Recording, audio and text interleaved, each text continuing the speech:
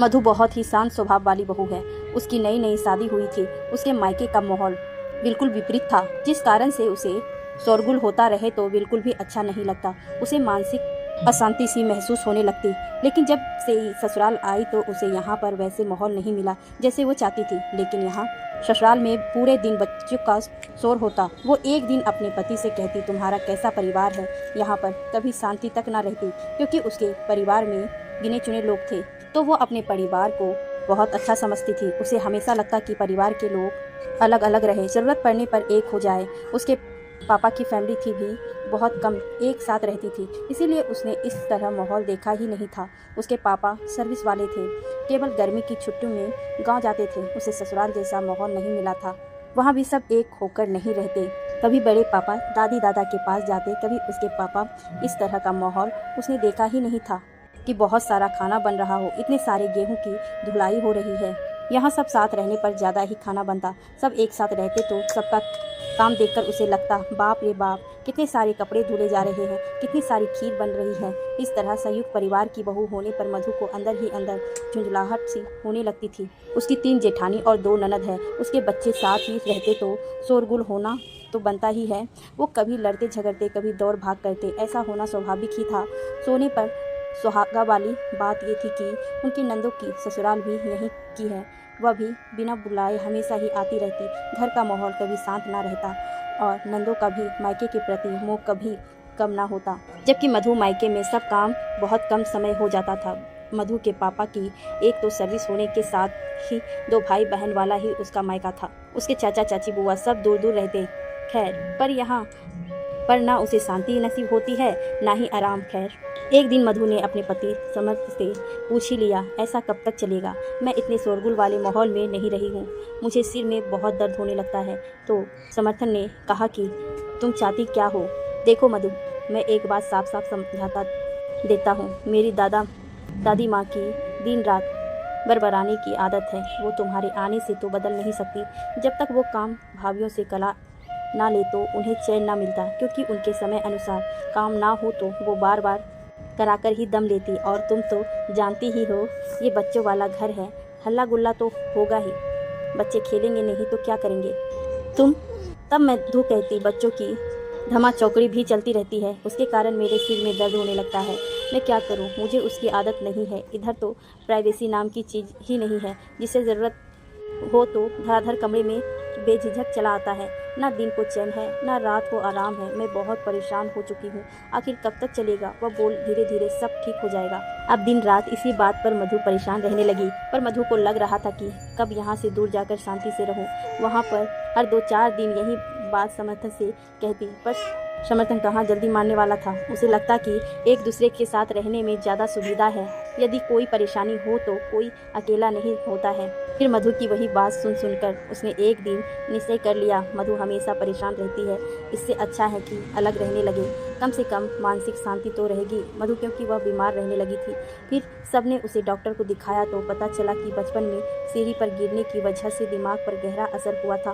उसके mummy papa ने दामाद को बताया था उसे ज़्यादा शोरगुल से सिर दर्द होता है। अब क्या था? वह मधु के लिए समर्थन ने परिवार से अलग रहने का निर्णय लिया ताकि मधु को मानसिक टेंशन ना हो और बीपी लेवल भी ना घटे। वह भी टेंशन के कारण घट जाता है, जिससे वह बहुत परेशान हो जाती थी। दवाई का जब तक असर रहता तब तक ठीक रहती।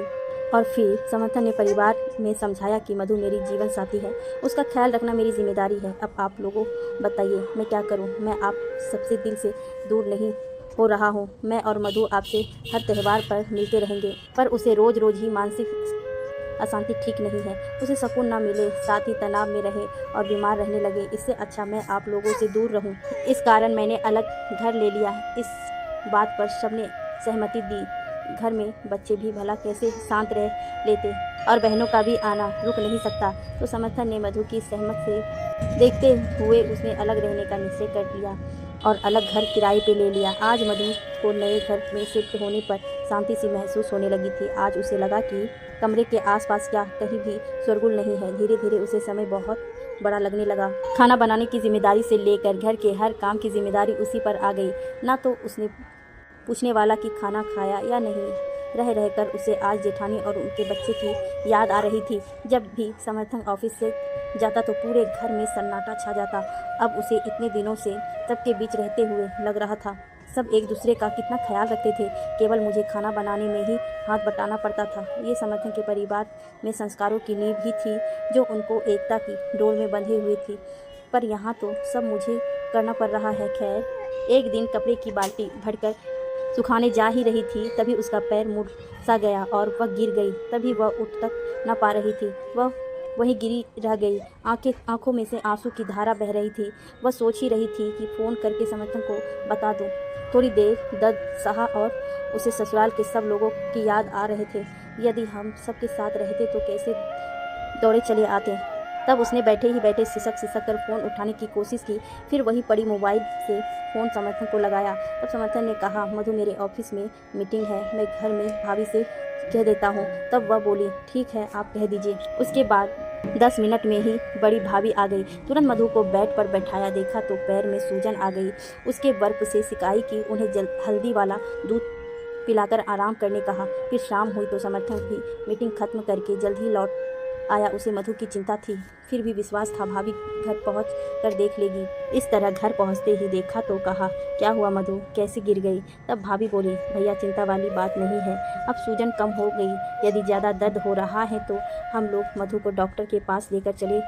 मधु पैर घुमा घुमा कर देख रही थी, ठीक लग रहा है। फिर मधु ने कहा, भाभी ने पैर की सिकाई की है, अभी तो ठीक लग रहा है। तब समर्थन ने कहा, खड़े होने की कोशिश करो। तब पैर में बहुत तकलीफ हो रही थी। तब बड़ी भाभी और समर्थन ने देर ना करते हुए डॉक्टर के पास ले गए। तब एक्सरे के बाद पता चला कि हल्का माइनर फ्रैक्चर हो गया है, तो उसके पैरों में कच्चा प्लास्टर बांध गया और पैर को ज़मीन पर रखने से मना किया। उसके बाद क्या था, उसे अपने ससुराल वाले घर ले गया। तब उसने उसका बहुत ख्याल रखा। 1 सप्ताह बाद पक्का प्लास्टर भी बंधा। सभी बच्चे बड़े हो, उसे अपने पन का एहसास मिला। आज जब उसे सबके साथ की ज़रूरत थी, सब उसके साथ थे। धीरे धीरे उसका पैर ठीक हो गया और अपने घर जाने लगी। तब सबने कहा, क्यों मधु, यहाँ किस बात की कमी है, यहीं क्यों न रह जाती। तब वह बोली, हाँ मैं रहना तो चाहती हूँ, पर ज़्यादा शोरगुल से मेरे मानसिक पर असर होता है। हम सब एक हैं, मैं आप सबको अपना मानती हूँ। मैं चाहती हूँ कि मन पर बोझ ना रहे, हम सब हर त्यौहार पर मिलते रहेंगे। वह वापस अपने घर आ गई तो उसे वहीं सूनापन लगा, लेकिन पहले जैसे उसकी सोच नहीं थी, वह बदल गई। वह फ़ोन पर सबसे खुल मिलकर बात करने लगी। वह सबके स्वभाव और आदतों को समझ चुकी थी। उसे संयुक्त परिवार की अहमियत भी समझ आ गई। अब जब भी जाती खुलकर बात करती और उसे झुंझलाहट भी ना होती। कुछ दिन बाद होली आने वाली थी। उसने सोचा, चलो होली आने वाली है, तभी उसने सबसे मिलने जाएगा। उसने अपने घर पर सेलिब्रेशन की कोई तैयारी नहीं की, ना कोई पकवान बनाए। इधर जेठानी और नंदू के फ़ोन भी आ गए थे। मधु घर आ जाओ, तुम्हारे रहने से घर में रौनक रहती है, होली में बहुत मज़ा आएगा। तुम रहती थी तो हम लोगों को भी अच्छा लगता था, बच्चे भी चाची चाची करके थकते नहीं हैं। उसने कहा, हाँ हाँ भाभी, हम सब मिलकर ही होली मनाएंगे, समर्थन को भी अच्छा लगेगा।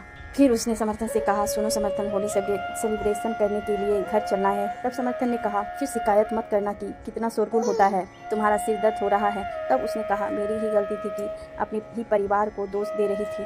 वहाँ सबका आपस में कितना तालमेल है, सब एक दूसरे का ख्याल रखते हैं। जहाँ 4 लोग होंगे वहाँ हल्ला तो स्वाभाविक है, जैसे 4 बर्तन के साथ होने पर आवाज़ तो होती ही है।